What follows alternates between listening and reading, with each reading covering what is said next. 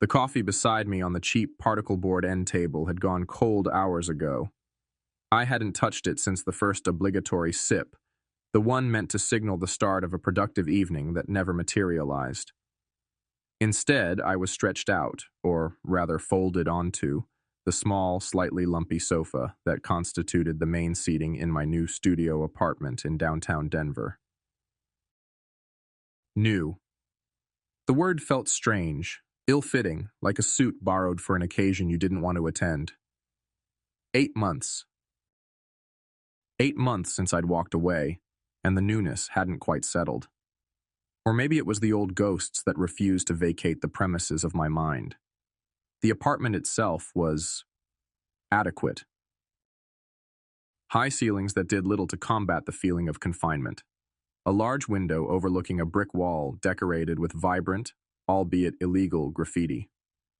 It was clean, it was mine, and most importantly, it was quiet.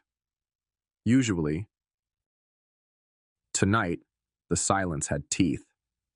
My phone lay face down on the coffee table, a sleek black rectangle against the faux wood grain. Screen dark, but I could feel its presence, a low hum of potential disruption vibrating just beneath the surface of the evening's stillness. I didn't need to turn it over. I knew what waited in the notification bar, a familiar constellation of missed calls. Mom. Dad. Megan, my sister, the unholy trinity of my past life. Their calls had become less frequent in recent weeks, dwindling from a frantic daily barrage to a more sporadic, almost resigned pattern. Or perhaps calculated was a better word. A strategic retreat before the next offensive. The thought sent a familiar chill down my spine, one that had nothing to do with the draft seeping in from the window frame. I shifted on the sofa, the springs groaning in protest. Why did they still have this effect on me?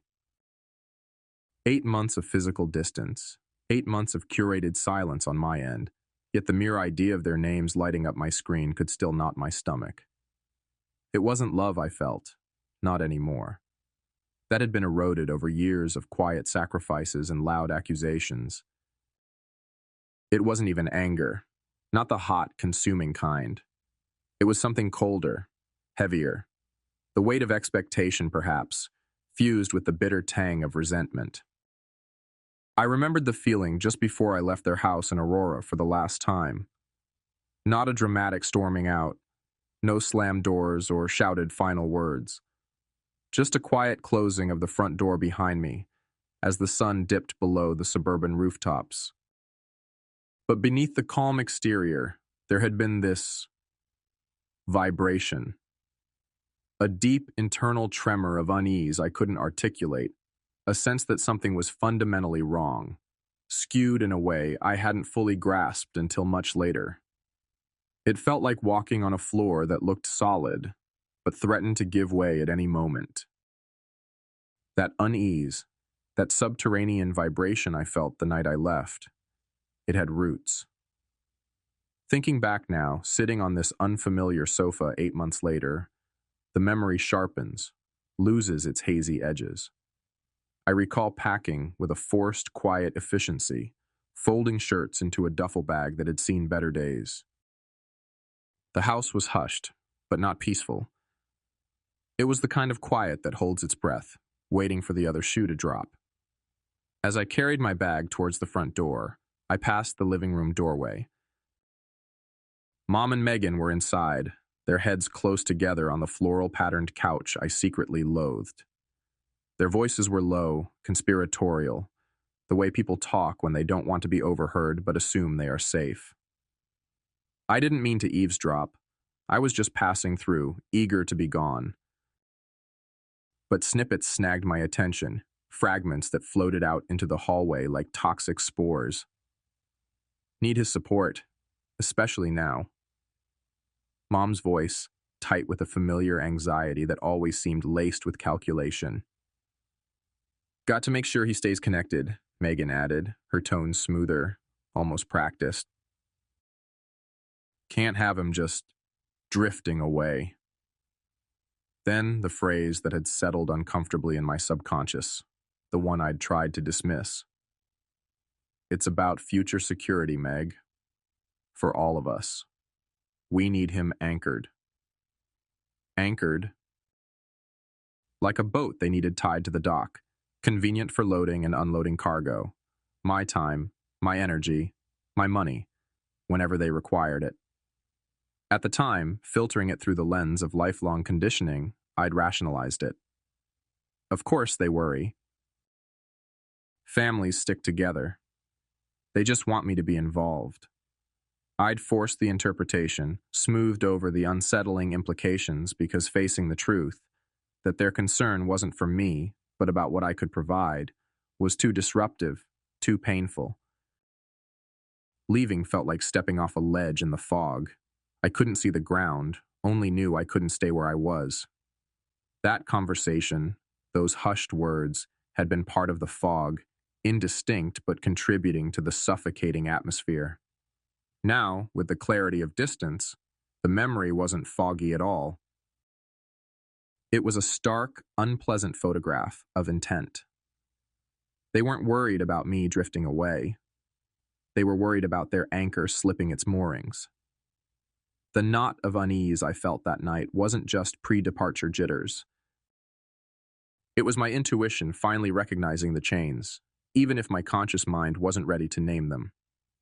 Alone in the studio, the city lights outside painting shifting patterns on the opposite wall, the silence becomes a canvas for recurring thoughts. Not just memories, but the echoes of accusations, the phantom weight of blame I'd carried for years. It was a subtle, insidious architecture built brick by brick. It wasn't always direct. Sometimes it was a heavy sigh from Dad when the property tax bill arrived, followed by a pointed look in my direction, even though I hadn't lived there for years. Sometimes it was Mom's lament about the rising cost of groceries, delivered while I was visiting, the unspoken expectation hanging in the air thicker than the aroma of her pot roast. The pot roast I usually ended up paying for, one way or another. There was the time the ancient water heater finally gave out. I was living across town, working 60-hour weeks to build my own savings. Yet the first call wasn't to a plumber, but to me. "Liam, the water heater's gone," Dad had said, his voice heavy with manufactured helplessness. "We just don't know how we'll manage the replacement cost right now." No direct ask, just the implication laid bare. This problem is now yours to solve. I'd paid for half, draining the emergency fund I was meticulously building.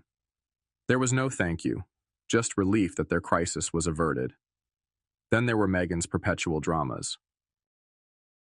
Her car repairs, her between-jobs phases that stretched into seasons, her sudden need for a new laptop because the old one was stifling her creativity. Each instance, somehow, circled back to a general narrative of family struggle, a struggle I was implicitly expected to alleviate. If I ever hesitated, ever suggested Megan might contribute or find a solution herself, I'd face the disappointed looks, the murmurs about being less understanding than I used to be, the subtle guilt trip comparing my stability to their perceived fragility. It was masterful, in its own toxic way.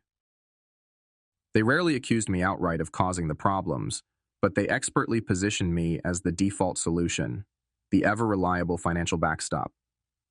Any failure, any shortfall, any unexpected expense became, through some invisible emotional transference, my burden to absorb. The weight wasn't just financial, it was the crushing load of responsibility for situations I hadn't created and dynamics I couldn't control. Sitting here now, the silence amplifies those echoes, reminding me how heavy that undeserved blame truly felt, a phantom limb aching long after the source of the pain was supposedly severed. The memory surfaces with the clarity of a freshly developed photograph, stark and telling. I was 18, a freshman in college, drowning in coursework and the sudden, overwhelming cost of textbooks. I'd calculated everything meticulously, Tuition covered by scholarships and grueling part-time work, ramen noodle dinners, shared rides. But the sheer price of those required hardcovers blindsided me. After weeks of agonizing, I approached my father. He was in his usual armchair, engrossed in a golf tournament on TV. I stood awkwardly in the doorway, clearing my throat. Dad? I need some help. The textbooks for my engineering courses, they're almost $400. I hated asking. Every instinct screamed against it. I felt like a failure for even needing to. He didn't look away from the screen. A flicker of irritation crossed his face. 400? He grunted. Everything costs an arm and a leg these days. You should have planned better, Liam. Budgeting. That's the key. He gestured vaguely towards the TV. Maybe sell something. That old game console you never use? I sold that last year for application fees, I mumbled, heat rising in my cheeks. Well, he sighed, finally turning his head slightly, his gaze sliding past me. Money doesn't grow on trees. We're stretched thin here too, you know. Your mother needs new tires on her car. End of discussion. The refusal wasn't just verbal. It was in the dismissive tone, the lack of eye contact, the immediate return to the golfers on the screen. It stung, a cold slap of indifference that left me feeling small and foolish. I retreated, the shame burning hotter than the need. I ended up buying used, older editions online, spending hours in the library cross-referencing page numbers, always feeling a step behind. Less than a week later, I came home for a required Sunday dinner. Megan, then a high school junior with no job and middling grades, was practically vibrating with excitement, brandishing a sleek white box. A brand new iPhone, not a budget model, the latest one. Dad got it for me, she squealed, tearing off the plastic wrap. Isn't he the best? My father beamed, basking in her adoration. Needed a reliable phone for school, he announced to the room, catching my eye for a brief second before looking away. Safety first. $400 for essential textbooks that were crucial for my hard-won education. An impossible extravagance requiring lectures on budgeting, a phone easily costing twice that for a teenager who primarily used it for social media. A necessary safety measure, apparently. The disparity wasn't subtle. It was a glaring neon sign illuminating the unspoken hierarchy of needs and worth within the family. My needs were burdens, subject to scrutiny and refusal. Megan's wants were often reframed as necessities, indulged with a smile. I didn't say anything then.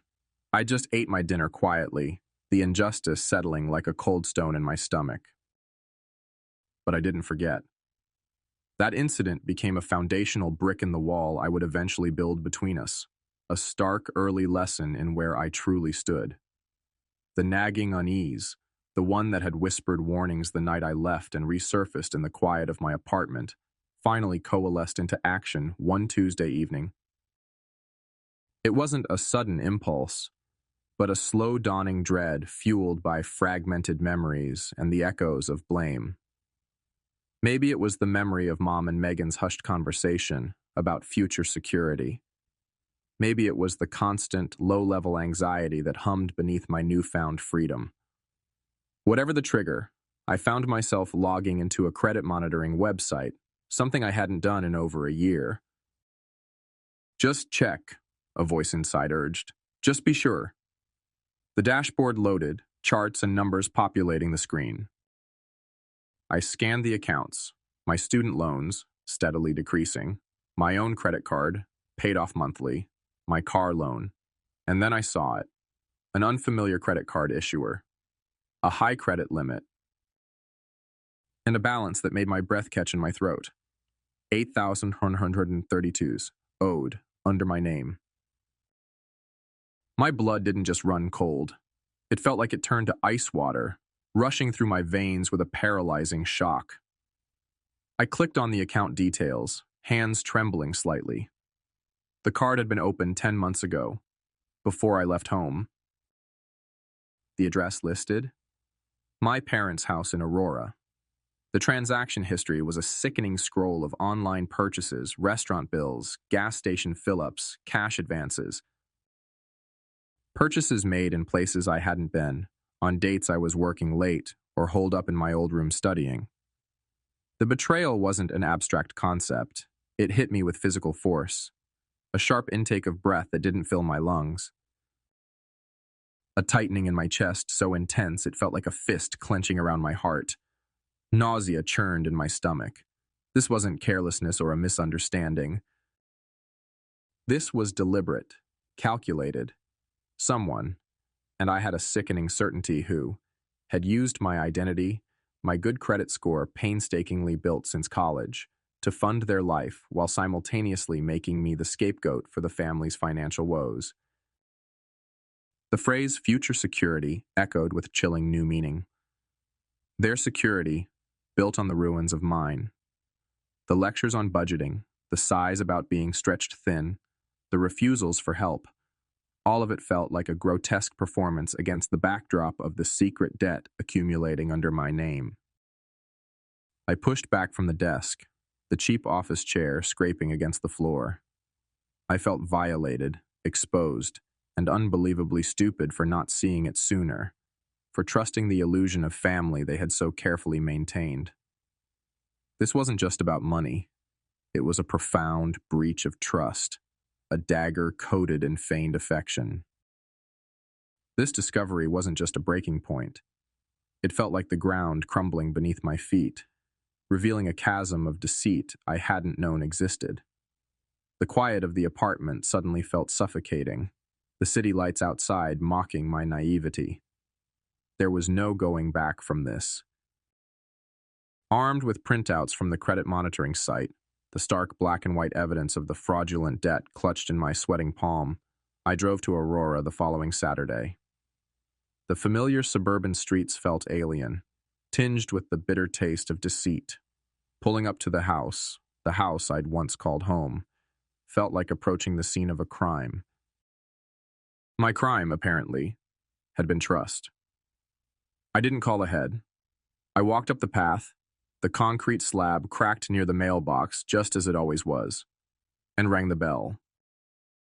Mom opened the door, her face morphing from surprise to a practiced, wary smile.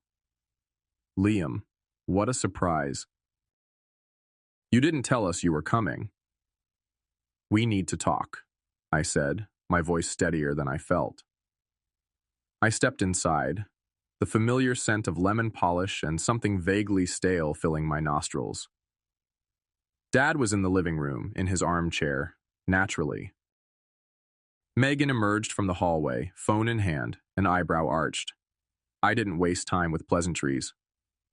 I walked into the living room, the small space suddenly feeling crowded and airless, and laid the printouts on the coffee table between Dad's recliner and the floral sofa where Megan now perched. Explain this, I said, my voice low but carrying in the sudden silence. Dad peered at the papers, then looked away, uncomfortable. Mom's smile vanished, replaced by a tight-lipped tension. Megan snatched up the top sheet, her eyes scanning it rapidly. Her reaction wasn't shock or confusion. It was anger. What is this? She demanded, her voice rising. Are you accusing us? It's a credit card, I stated, keeping my gaze level, meeting hers. Opened 10 months ago. In my name, at this address, with over $8,000 of debt on it. Debt I didn't rack up. Megan threw the papers back onto the table as if they were contaminated. So what? Maybe there was a mix-up. Why are you always looking for problems? Always trying to blame us? Her voice escalated into a familiar screech. You waltz in here after months of silence, making accusations. You're so ungrateful, Liam. After everything we've done for you. Everything you've done to me, I thought, the words burning on my tongue. I looked past Megan, towards my parents. Mom stood rigid, her arms crossed, eyes narrowed. Dad shifted in his chair, avoiding my gaze entirely, staring intently at the blank television screen. Their silence was a physical entity in the room, heavy and suffocating. It wasn't the silence of shock or deliberation. It was the silence of complicity. They knew. Of course they knew. Mom? Dad?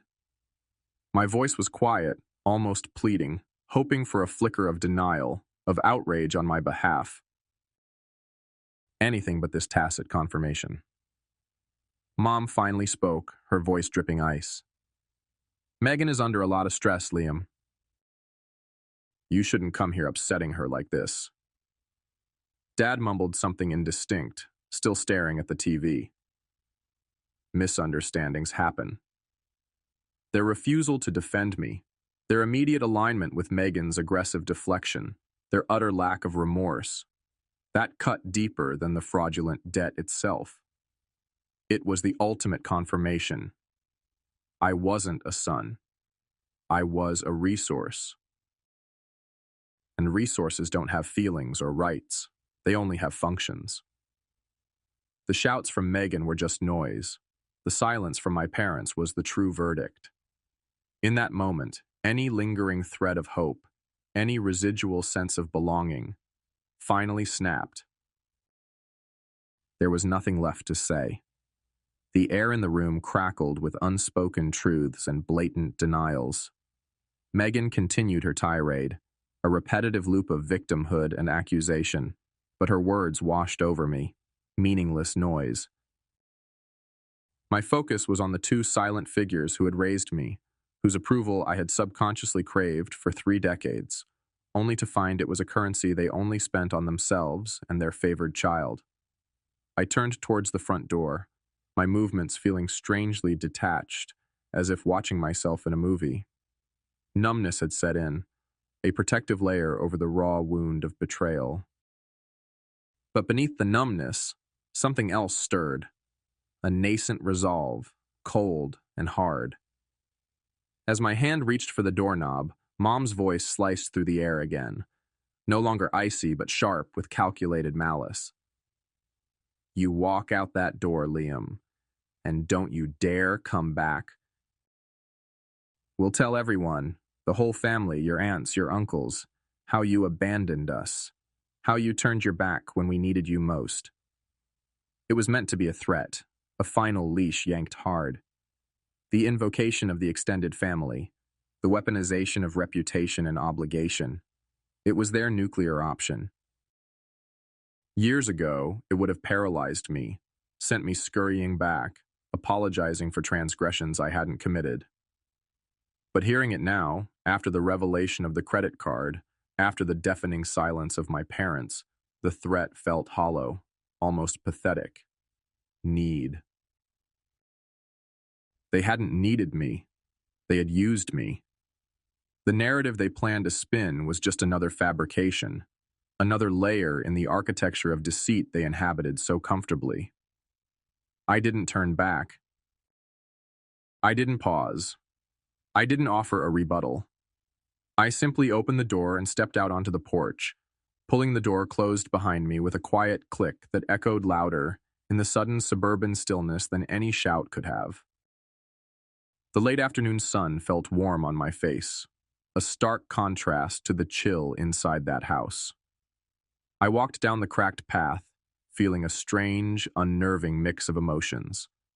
The hollowness of severance, the sting of finality, but also, undeniably, the first fragile tendrils of genuine freedom taking root in the desolate landscape of my heart.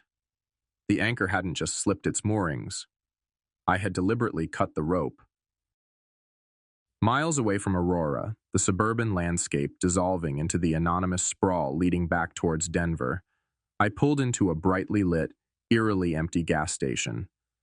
The fluorescent lights hummed overhead, casting long shadows from the pumps onto the wet pavement. I wasn't low on gas. I just needed to stop, to breathe air that didn't feel contaminated. I sat in the driver's seat, engine off, the silence broken only by the distant drone of highway traffic. I took out my phone, the sleek black rectangle feeling heavier than usual in my hand. I opened my contacts list, the names scrolling past until I reached the familiar cluster. Mom. Dad. Megan. My finger hovered over Mom. For years, that name represented comfort, obligation, frustration, a complex knot I couldn't untangle. Now it just felt like a dead weight. With a deep breath, my finger trembling almost imperceptibly, I tapped, "Block this caller." A confirmation prompt appeared. Block. Then Dad. The man whose quiet approval I'd chased, whose indifference had stung more than any overt criticism. Block. Finally, Megan. The sister who seemed to view me less as a sibling and more as a competitor for parental resources, a rival she had long since vanquished in their eyes. Block.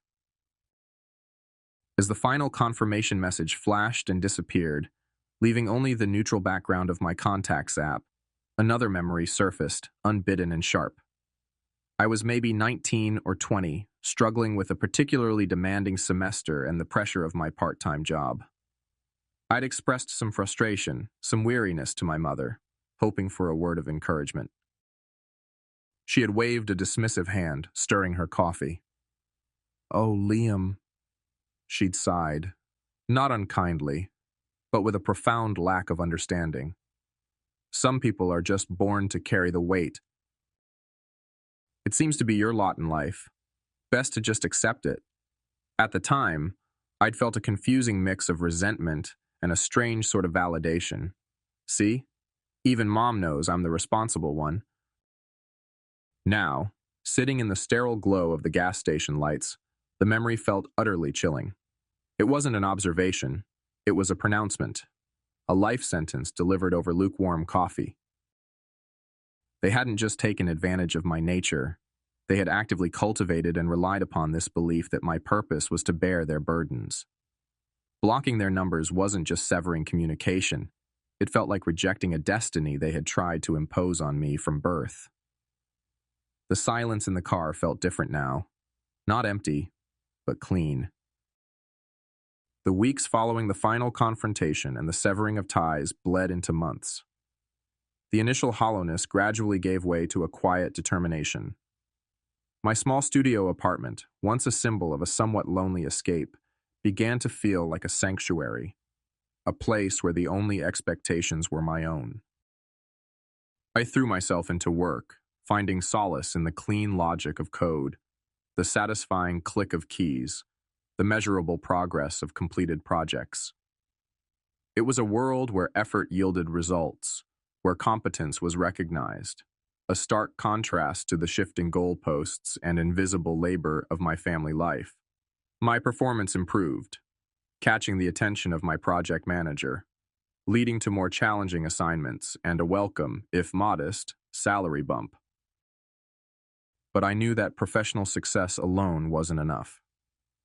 The financial violation, the secret credit card, had exposed a dangerous vulnerability. My ignorance had been weaponized against me. I couldn't let that happen again. Driven by a cold resolve, I enrolled in an online personal finance and investment course.